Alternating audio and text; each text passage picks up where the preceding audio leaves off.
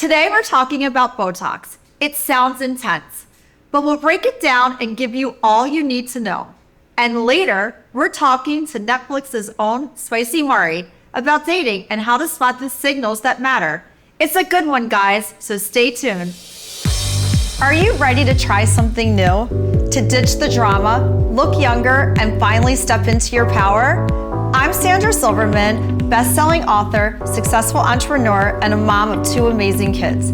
I've been through it all, from bullshit to Botox, from broken up to badass. I've done the research, had some work done, and kissed a few frogs along the way. One thing I've learned, when you're faced with an obstacle, the best thing to do is to give it a hard look and say, party's over. Only then can you move on to the good stuff. Welcome to Party's Over.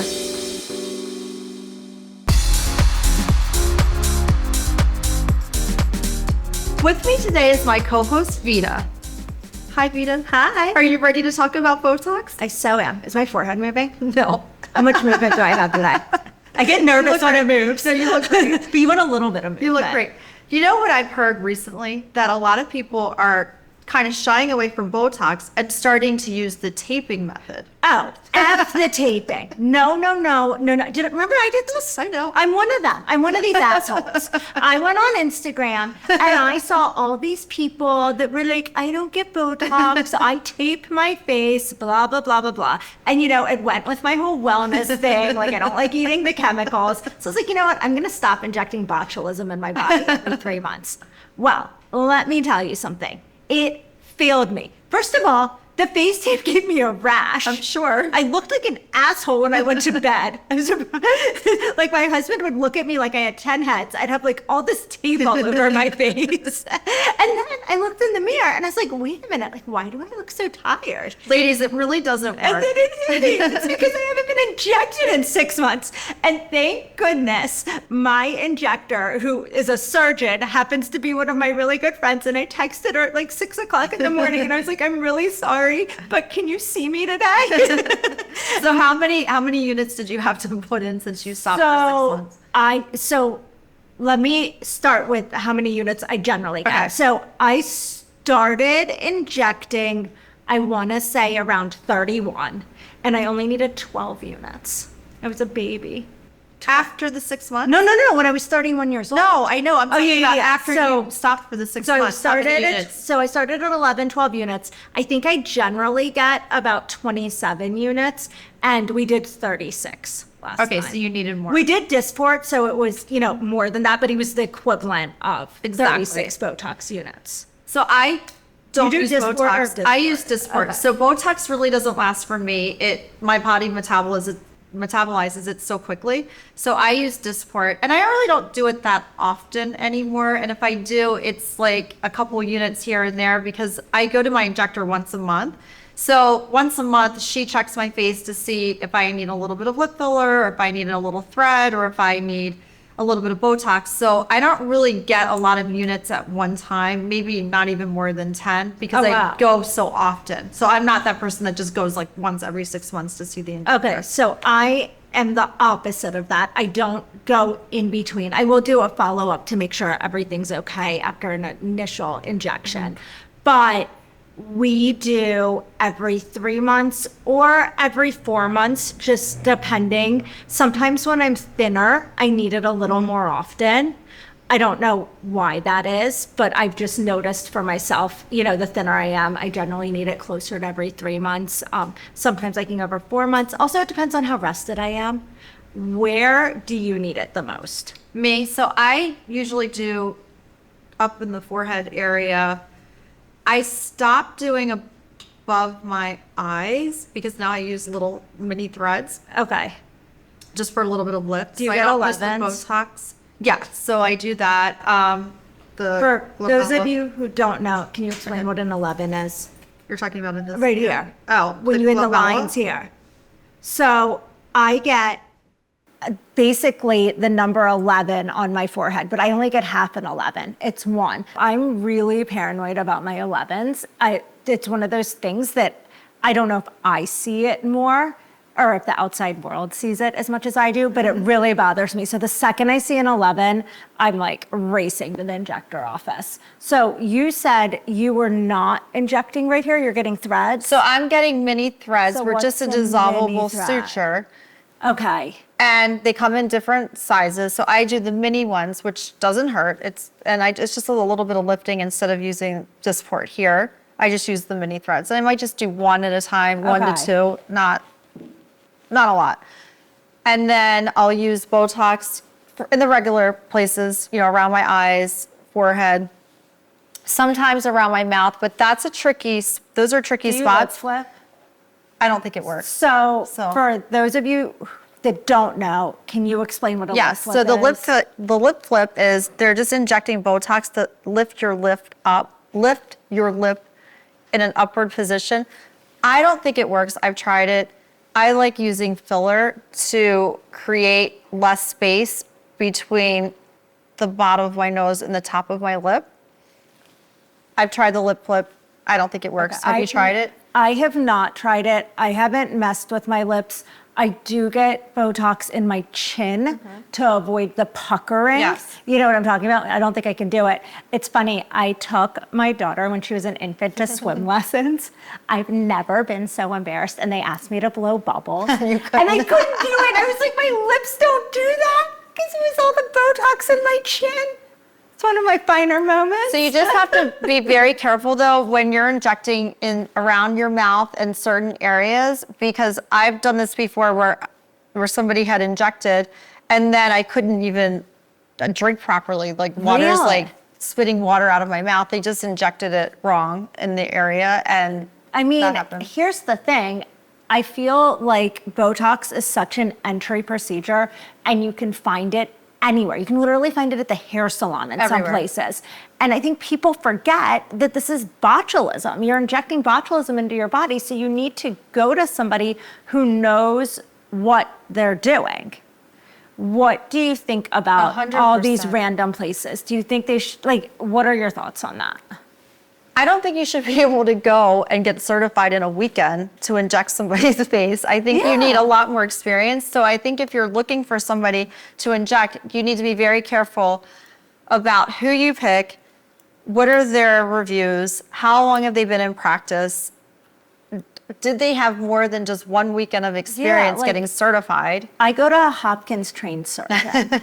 I mean, yes, this is extreme, but she knows what she's doing and I trust her with my face. And I think that's something you have to think about too, like your comfort level with your injector, right? I've seen so many people end up with the droopy eye from being injected too low. So the person that's injecting, they have to know the structure of the face. They have to know where to place the Botox because you can't have areas on your face where you're drooping or you're uneven, one side's hanging lower than the Yes. other. And that can happen very easily.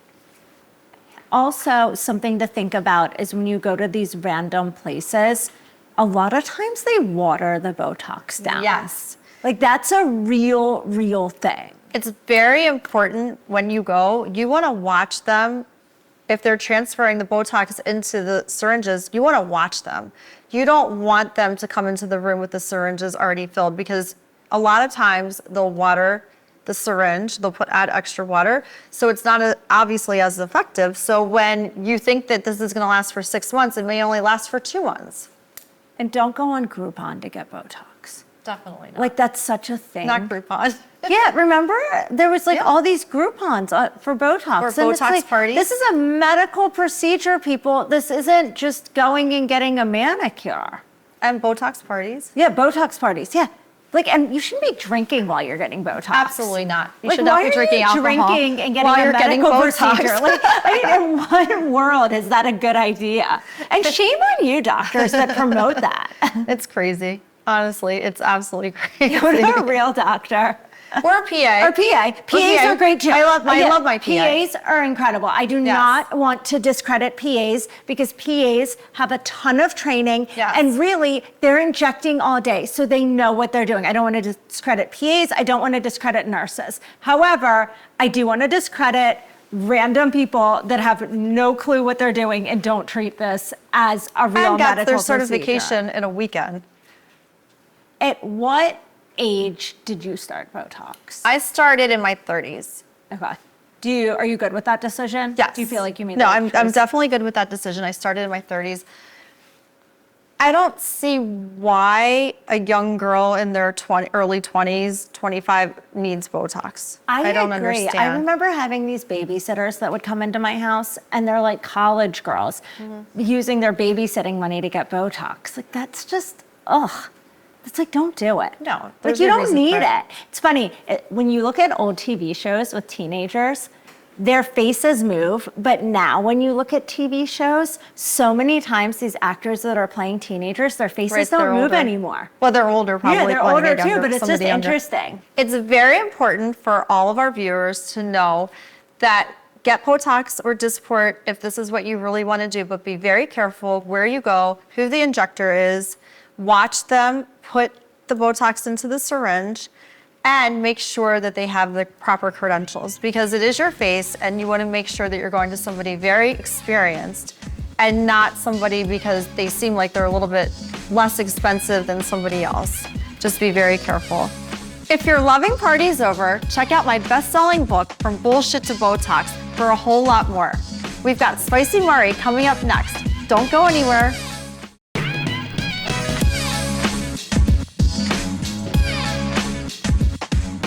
Now we'll be talking with Spicy Murray, a relationship expert many of you probably know from the Netflix series Sneaky Links, Dating After Dark. Welcome, Murray. Thank you so much for joining our show. Of course. Thank you for having me, ladies. We're so excited to talk to you. We have so many questions. I'm not sure even where to start. Okay, start with Sneaky Link. Yeah, tell us what Sneaky Link is. So Sneaky Links is a show that I'm doing right now. It's streaming on Netflix in every country right now in every language. But it's a really super fun show. We've got single men and women together who are essentially in situationships, and Sneaky Link is a relationship that is not official or committed that nobody knows about. So you're literally sneaking this person into your life, into your bed, and not claiming them publicly. So I'm a relationship expert on the show, coaching them to commitment. This is amazing. This is such a thing. I didn't know there was a name for I didn't know that it was called Sneaky Link. So Sneaky Link isn't actually a situationship. Can you explain the difference between a situationship and a Sneaky Link? Yeah. So a Sneaky Link is a little bit less intimate in the sense of this person has never met your family. They've never met your friends. You're probably not taking them out with you and actually introducing them to anyone. It's a late night booty call for when you feel like hooking up, where a situationship is someone who is a lot more intimate. They don't want to commit either, but they're pretending or giving you the illusion of a relationship. So they may be, you might be at their birthday dinner. You may be traveling with them, but they are refusing to commit, right? You know their mom, but they are refusing to be in a relationship with you. That's a situationship where there's like high intimacy involved, but not the commitment. A Sneaky Link more than likely hasn't met your mom. I thought that situationship was what you're describing as Sneaky Link. That's what I thought. So this whole entire time, I'm so confused about dating. So I thought a situationship was this, and then I guess that makes sense though. And then all these dirty dogs. So they're all Sneaky You Link. can And use then them. They're synonyms, right? Like there's all these new labels that we can put on relationships for people who aren't willing to be responsible and commit.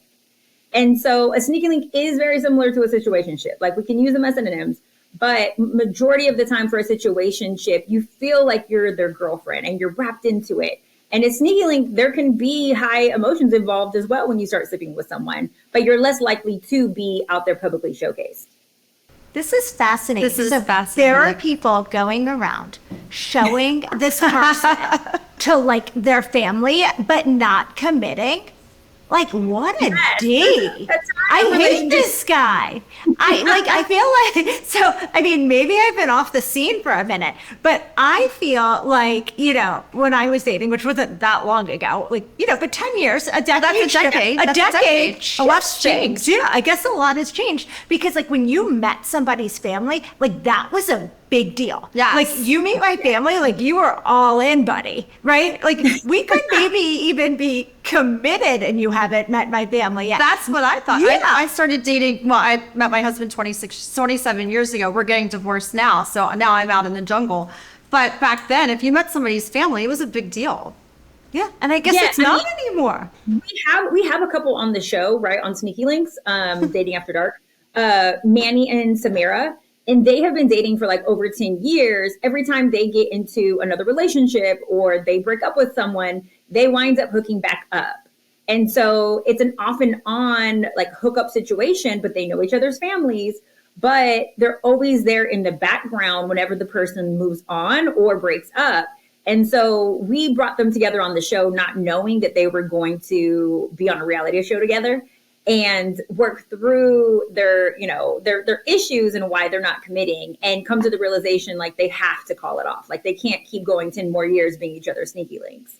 But there's situations like that where they do, it's pretty 10 intimate. years and they're still sneaky link? They can't just be together? This is mind blowing. So I have a question. Like how often does a sneaky link turn into a real relationship? And are they doomed? Like, is all this sneaky behavior a sign that it's just not going to work?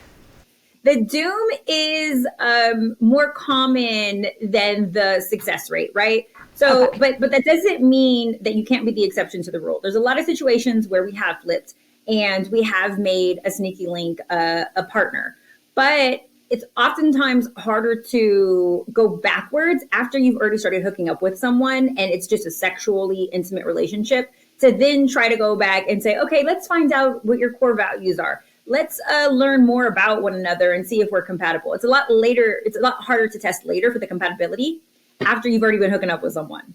So these people are just hooking up, but they're not texting all day and they're not, or are they still texting all day and getting to know each other, talking on the phone, or are they just hooking up? They're still essentially strangers. So They know folks who are nothing not about each other, but emotionally they invested to find out the deeper layers of your personality. There's so much more to still explore because you're not invested in the relationship because you don't actually want to commit to this person and it's just been hookup. So you aren't, finding out their dreams and their failures, and you're not going down that like emotional intimacy journey with them as much. And that's what the show is about. Me like pushing them to go there to learn more about each other so that we can see, is there compatibility? Can we flip? Can we make this person, our committed, forever partner? Or is it just a hookup situation and we need to let it go? Like, is that person holding you back from finding the one? So for all the single ladies out there, right? So you meet a guy, right? And you want a forever person. I'm not talking about the single girl that's just like out having fun. I'm talking about the girl that like wants to get married, right? Should she not give it up because out of fear of ending up in one of these sneaky links? Like, do you hold, like, how long do you like wait? Do you wait for commitment before you have sex? Like, will a guy deal with that these days? I mean, I feel so clueless. Like, what's the deal? This is a great question. Women need to be very clear what season of their life they're in, right? And I've had all the seasons. I've gone through my, freedom, liberty, hoe phase, as we call it. My sexual exploration. Like if you're in that phase and you just want to have a good time, then by all means, use protection, enjoy yourself. But if you are in your, I am ready to be a wife, start a family within the next couple of years, settle down, start taking on real responsibilities, then you do need to behave as someone who is preparing for wife. And so what I usually do with my clients is a 90-day program where I make them date, but no sex until we get the commitment. I like this. That's for somebody that wants to get married and have a family. Yes. If you're coming to me, it's because you are trying to learn more about yourself and also learn how to master men. So it's the self-discovery plus the mastery of relationships.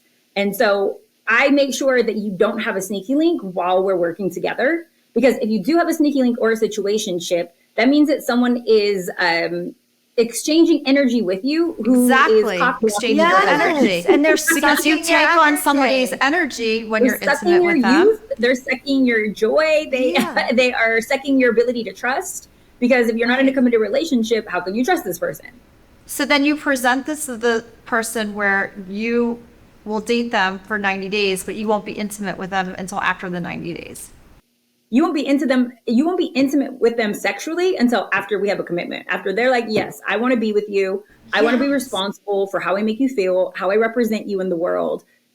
We're in a committed relationship. You are my boyfriend. I am your girlfriend. I have the intention of growing with you. Then we can sleep together. I love this. This is old school. Amazing. This is and old it's school. so But this smart. is easier said than done. For modern daters. It's like whatever happened to old fashioned just crossing your legs. But what happens if you're in this, if you commit to the person, so the guy said, yes, I'll wait the 90 days. Sorry, I'm going to commit to you. And then he decides, oh no, I just did that because I wanted to sleep with you. Does that happen? So this is a great question, right?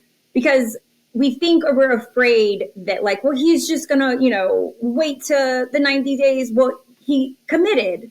So now you have actually proven that you can have someone earn your time and invest in you and commit to you to a point where you don't need to have sexual intimacy before you establish emotional intimacy, before you learn about financial intimacy with them, before you actually get the courtship. So it's more about you, less about them. If he breaks up with you because he was just trying to get in your pants, well, guess what? You still got a 90-day experience with someone who committed. And so you now have proven to yourself that you are worth commitment. I don't care if he lied and that was his, wrong intentions. I'm going to call it out because you get to play good cop and I get to play bad cop in the coaching process. But if you guys should decide that you aren't each other's purpose mates running off into the sunset, then by all means, at least you were treated the way that you should have been treated versus what majority of us do, sign up for the mistreatment, later on trying to go back and beg for them to treat us correctly. I'm trying to send you on a trajectory of this is now the standard. Do you think that a lot of women are scared to be honest about what they actually want because it's going to scare the potential partner away? Absolutely. One of the hardest questions or conversations, let's just say one of the hardest conversations that women want to avoid and like even skate around is the what are we? Yeah, right? Because like, it's scary. It's a lot. Yeah. And so you may have been seeing someone, maybe you've even met his mom, maybe he's introduced you to his best friend, you're getting the invite to the birthday or, you're doing game night, with, all his friends and you feel like this is like pretty serious. But I'm a huge proponent of you need to have the conversation. Like you need to know where you guys stand. And I don't even believe in exclusivity. I only believe in commitment. Exclusivity is I'm going to see you, but I'm also going to see other people, but I'm just not going to sleep with anybody else. Commitment is I'm not going to see anybody else, sleep with anybody else. I only want to be in a relationship with you. Yes, because don't go sleep with me and then go take some other girl to dinner. But that happens. It happens all the time. And it's so messed up. It's really all the time. It's so disrespectful. If a woman thinks that they are committed to, right? And then the guy's like, oh, well, I didn't have sex with her. Well, that doesn't matter. You still went to dinner with her and you still had this in-depth conversation with her. That's true. Yeah, so, you're essentially still interviewing, right? Like you're still interviewing for the position, which means you don't have it. It hasn't been given to you yet. And that's why you have to have the conversation because we would never just show up to a job every single day without knowing that they're committed to us and we're committed to them. We would get that either in writing, we would make it official. But when it comes to dating, it's like, oh, I don't want to bring it up. I don't want to make it official. And then it's like you have this belief in your mind and they're thinking something completely different. You guys have to be aligned. So what happens if the person is constantly texting you, but you have slept with them, but it's long distance? So you met on vacation type of thing. And then they're constantly texting you and wanting to see you, but you have been intimate. What is that considered? Just talking to somebody? You guys are dating. If there is not a conversation, but what if you've never been on a date? What if you've only had sex? You just said that you traveled, right? Like you traveled to see them? No, you met the person while you were on vacation. Yeah. Oh, you met them. They didn't take you on a vacation. Like you met them on vacation. So you met them and then you continued to see them. So let's say you've seen the person 5 times, but it's long distance. You've seen them in person 5 times. You've seen them in person 5 times. You've been intimate with them twice. And you hear from them But pretty they've much never every taken day. you out on a date? Did they fly you out those 5 times? No. You're on vacation. So you've rented a house somewhere else, and then you're on vacation. Like you were there. So no, you haven't. You just came home, basically. You've seen them 5 times Okay. while you were there. So the person keeps coming back to the same location to see you. So you're spending quality time, or what is in your mind quality Sort of. and intimate time with someone on But vacation. you haven't been multiple- wined and dined. Not really, You haven't because been it's on- like you're not no, because treating other these pe- vacations. because other people have been around. So it's like you're there with your friends, they're there with their friends, and you keep meeting up that way. Yeah, you guys are just seeing each other. Right. That's just seeing something. Okay. See, I'm just confused by what's a The link, though. situationship, Yeah. what's considered dating, now I know sneaky links, which we Sneaky didn't even know what links, that yeah. was. You can visit someone 10 times. That doesn't matter. If this person hasn't courted you and committed to you, you guys are not in a relationship. If this person Right. has not professed where you Yeah. guys stand, Well, not yet. I mean, you're So- is this the one you're seeing? Is this you? okay, so this is what happened. So my ex left me last summer. He just left me after 27 years. And I started seeing somebody 2 weeks later. And Okay. that person was younger than me. And that was like a disaster because he was an alcoholic and we were just so different, but just fine. I mean, it went on for off and on for 5 months. And then I ended it and walked away and blocked That him. was your rebound. Then I met somebody else during that time, but we weren't really intimate, but we spent morning and night on the phone, and that was long distance. And he ended up dating somebody else because it wasn't right, which That is was fine. We're emotionally friends. intimate, though. Emotionally, but I mean, we're still friends. But then from there, I met some other people. So I've dated a lot this past year. Okay. But then I decided this summer, I'm going to find myself again. I'm going back to the person that I was before. I went all through Europe this summer. I didn't date anybody while I was in Europe. Every guy that I met, I just kind of stayed away from because I really wanted this eat, pray, love. So, but not really love, but eat, pray, And not love. really eating. Yeah, and I really wasn't eating, but whatever. I was just having shopping. fun. So, like shop, pray, love-ish. so then I finally get to I'm staying away from love. yeah, so I stayed away from it purposely all summer.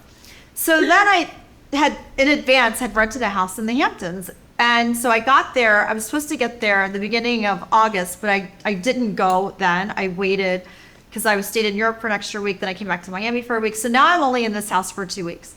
So I ended up going to the Hamptons. A friend flew in. So I was really going there by myself. So another vacation alone. My friend flew in. So the first night we went out, I met someone. He was looking at me from across the bar. He says I was looking at him. Comes over, we exchange numbers, and we start talking. So we start kind of seeing each other. He asked me to do a million things up there. I kept saying no. But then he was back and forth from his house, going back, because he has a house there as well. So he was going back and forth. So he would leave and then come back. So leave for 5 days, then come back. So I saw him 5 times. Now I'm back in Miami. He's back in his house. And I'm actually going to New York this weekend, unrelated. I already had the trip planned. It's for something else. Mm-hmm. And so I'm sure I will see him this weekend. However, he calls and texts nonstop. It's a lot, Okay. a lot. It's a lot of So he communication. likes communicating with you. A lot. But I mean, I didn't even look at this oh, I want to date this person because I have no idea. I don't feel like I know him that well to even decide on something like that. Have you guys had a meal together yet? No, not really, because it was meeting out. Have we had an appetizer? At my house, yes. He ate something. It was not dinner. So we can't. So yes and no, because it's not really. We weren't sitting down at dinner because the second weekend that he came back, he was with his 13-year-old son. So he was with his son that weekend, and I was with a friend, and then he kept wanting to try to meet us out, and then the day he asked me to come meet him, I wasn't available. So it was back and forth. It's not serious at all. Yeah. It sounds like it. Yeah. So what is it? What is dear Sandra in right now? even And know we what had this is to called. label this. What would we label? If she didn't put it on the podcast, you guys would be sneaky links. But now it's public. So So you were a sneaky link. So it was a sneaky link, No, even though You we were met each a other's friends. sneaky link. Oh my God. honestly, This you is a guys are sneaky just you guys are just enjoying each other. You guys are seeing one another. As long as you're not getting emotionally attached to someone who hasn't done anything within the courtship process to really demonstrate that he is interested in growing something with you. This is very Right. casual. Like what you Which guys are is doing fine. very casual. I'm fine with that. So Like, it's- hypothetically speaking, though, say Sandra wanted to take this to the next level. What would her step be to get out of her sneaky link and into a more established courtship? It would start with, right, doing activities. So it wouldn't look like you saying, "Can we make Non-naked this activities, work?" like clothed activities. Like you would actually get some tickets and let's go to a game together. You know, there's remember, it's long distance. there's a food festival going on. Well, if it's long distance, then it's nothing. So you guys need to actually spend time together. But if you want Right. to establish that it's more than just a hookup, you guys are going to have to spend actual time together doing activities so that it feels more invigorating, so that it's dates, so that you guys can like establish more than just, you know, your regular hooking up in the bed. Like we have to get you guys out of the bedroom. So Well, but what? I mean, that's not even that regular. No, it wasn't even. It wasn't like that. I mean, it's just the way that it all happened. But I mean, it's not like he didn't invite me to do things. It's just that the first weekend, I wasn't really into it. So I was kind of like, no. He invited me to do like 5 different things, and I kept saying no. And then the following weekend, when he had his son with him, then we started talking more, and I was like, well, maybe I would consider. That's how it all started. So whose court is the ball in right now? you said what? Whose court is the ball in right now? Is it in Sandra's court or New York's court? We have to establish whether you guys are on the same page, whether he is emotionally available to give you more. Which And I we don't think know he is, that. because we're both going He's through not emotionally divorces. available to give you more. Well, I don't think so, because we're both going through divorces. He had dated somebody much younger than him that he said he was in love with. They broke up in May. It was a really bad breakup. So probably not, but I don't know. I wasn't even looking at this like anything serious anyhow. We're just Yeah, using this as it's a an sneaky example. link. It's a sneaky link. You're in a sneaky link. I'm really here for this. Look at you. You love this. After all these years of like dealing with nonsense, now you're a sneaky link. 'Cause it And it's doesn't on sound like you. you're like- You're the one that rejected the plans. He It tried doesn't to sound like make she's plans. craving like Well, no, but with investment. other people. What's that? It doesn't sound like you're craving anything though. I don't hear you saying like, "Oh my god." No, because it's long distance. I don't know. I mean, it's so new that I really don't know. Yeah, both of you guys are ending very like serious, heavy relationships, right? Yes. That you may have thought I was going to spend the rest of my life with this person. So both of you guys are having somewhat of a paradigm shift, adjusting your realities, understanding who you are now without that previous person. You know, your worlds have been rocked. And so you going back to like, let me just rediscover who I am, maybe not going back to who I used to be, but I like to think of it as, okay, who is my future self? Who is the new me? How am I doing a personal rebrand, right? Focusing on self is the most important thing. If he shows up in a stronger pursuit of you, then you can start to consider it. But in the meantime, you guys sound like you just want to have fun, that it doesn't really Right. put too much pressure on it. Yes, that's how I feel. So that being said, take it back to 20-year-old you. What piece of dating advice would you give yourself? Do everything that you were doing. 20-year-old me got me to current, like, happily married me. I But love here's that. the thing. Here's the thing about 20-year-old me, though. I had to go through those growing pains to get to where I'm at. But I'm one of the fortunate people that had several wake-up calls that shook me to my core, that got my ish together, right? Yes, I went and got my yeah. ish together. A lot of people aren't that fortunate. Some of those hardships, some of those breakups actually destroy them. And so getting them back to a place of healing, getting them back to a place of, self-love is a lot more work, and they don't always get there. Sometimes they never rediscover who they are after a breakup or who they, want to become. and they don't actually do the healing to be able to attract their purpose mate. So I'm grateful that I'm one of the people that was like, I'm studying this. Let me apply my tools. Let me actually get my life together, because 20-year-old me was having a wild time. And I'm still having fun, just now helping others for the season of marriage. I love it. I love that. So how can our viewers get in touch with you? They can watch me on Netflix, Sneaky Links. They can go to thespicylife.com. I have a podcast, The Spicy Life, where I'm giving relationship advice. Okay, great. They can sign up for a consultation on thespicylife.com, and Spicy I can Life. Okay. help them in becoming more magnetic to attract their purpose mate. Yes. They can go to Spicy Madi on social everywhere. Okay.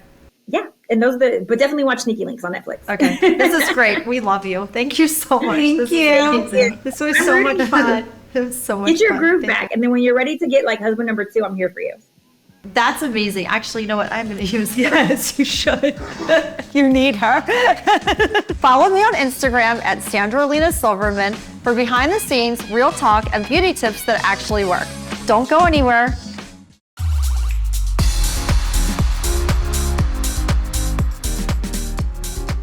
And now it's Spill It, where we answer your questions and nothing's off limits. Here's a new one. Hey Sandy, my best friend has been making little digs ever since I had a facelift. She jokes that I look fake or asks if my face still moves. I laugh it off, but it hurts. Why can't she just be supportive? How do you handle a friend like this? Well, first of all, You somebody caught who's her. making digs at you isn't your friend. Absolutely These not. people that mask insults as humor are assholes. Yes, it's not funny and you need to cut her. Yeah, I mean, she's just not a friend. A friend doesn't bring you down. A friend brings Lifts you up. And you don't even give this person a second chance, because this is a character flaw. This girl, whoever she is, needs to be cut. She doesn't like you. She's not your friend. She's jealous of you. She doesn't like you. She can't be supportive of you. And she doesn't deserve one more moment of your time. Regardless of what the digs are about, people that can make consecutive digs at other people are not your friend. They're your enemy. Veida and I have lived through this before with friends. Many times. And we've had to cut them off. Yeah. So don't even waste your time. Not your friend. Thanks for spilling it with us. If you've got something on your mind, send your thoughts our way. Nothing's off limits. Until next time, remember, stay radiant, stay ruthless, and remember, aging is optional, bullshit is not.